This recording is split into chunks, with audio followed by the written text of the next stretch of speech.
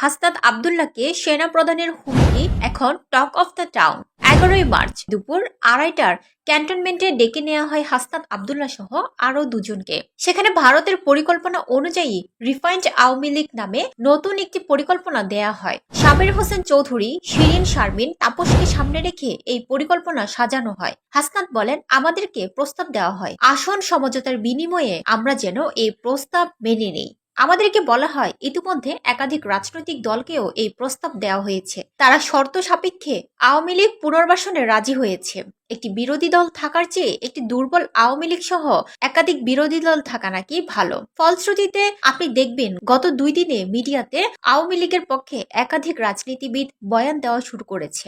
আমাদেরকে আরো বলা হয় রিফাইন্ড আওয়ামী লীগ যাদের দিয়ে করা হবে তারা এপ্রিল-মে থেকে শেখ পরিবারের অপরাধ স্বীকার করবে, হাসিনাকে অস্বীকার করবে এবং তারা বঙ্গবন্ধুর আওয়ামী লীগ করবে এবং প্রতিশ্রুতি নিয়ে জনগণের সামনে হাজির হবে। আমাদের এই প্রস্তাব দেওয়া হলে আমরা তৎক্ষণাৎ এর বিরোধিতা করি এবং জানাই যে আওয়ামী লীগের পুনর্বাসনে পরিকল্পনা বাদ দিয়ে আওয়ামী লীগের বিচার নিয়ে কাজ করুন। এর উত্তরে আমাদের বলা হয় আওয়ামী লীগকে ফিরতে কোনো ধরনের বাধা দিলে দেশে যে সংকট সৃষ্টি হবে তার দায়ভার আমাদের নিতে হবে এবং Awami League must come back. আলোচনার এক পর্যায়ে বলি, যে দল এখনো ক্ষমা চায় নাই, অপরাধ স্বীকার করে নাই, সেই দলকে আপনারা কিভাবে ক্ষমা করে দিবেন?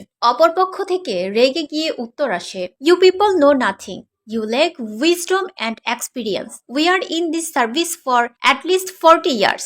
তোমার বয়সের থেকে বেশি। তাছাড়া আওয়ামী লীগ ছাড়া ইনক্লুসিভ ইলেকশন হবে না।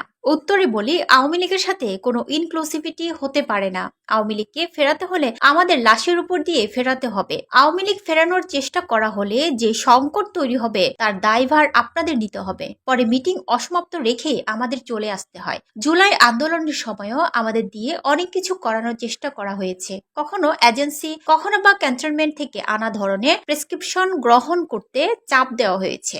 আমরা ওসব চাপে নতি স্বীকার না করে আপনাদের তথা জনগণের উপরে আস্থা রেখেছি। আপনাদের সাথে নিয়ে হাসিনার চূড়ান্ত পতন ঘটিয়েছি। আজকেও ক্যান্টনমেন্টের চাপকে অস্বীকার করে আমি আবারও আপনাদের উপরেই ভরসা রাখতে চাই। এই পোস্ট দেওয়ার পর আমার কি হবে আমি জানি না। নানামুখী প্রেসারে আমাকে হয়তো পড়তে হবে, হয়তো বিপদেও পড়তে হতে পারে, কিন্তু আওয়ামী লীগ নিষিদ্ধের প্রশ্নে কোনো ধরনের আপোষ করার সুযোগ নাই। জুলাইয়ের দিনগুলোতে জনগণের স্রোতে ক্যান্টনমেন্ট আর এজেন্সির সকল প্রেসক্রিপশন আমরা উড়িয়ে দিয়েছিলাম। আজ আবারও যদি আপনাদের সমর্থন পায়, রাজপথে আপনাদের পাশে পায়, তবে আবারও এই আওয়ামী লীগ পুনর্বাসনে ভারতীয় ষড়যন্ত্র আমরা উড়িয়ে দিতে পারবো। আসুন সকল যদি কিন্তু পাশে রেখে আওয়ামী লীগের বিরুদ্ধে আমরা ঐক্যবদ্ধ হয়ে আওয়ামী লীগ রাজনীতি করতে পারলে জুলাই ব্যর্থ হয়ে যাবে।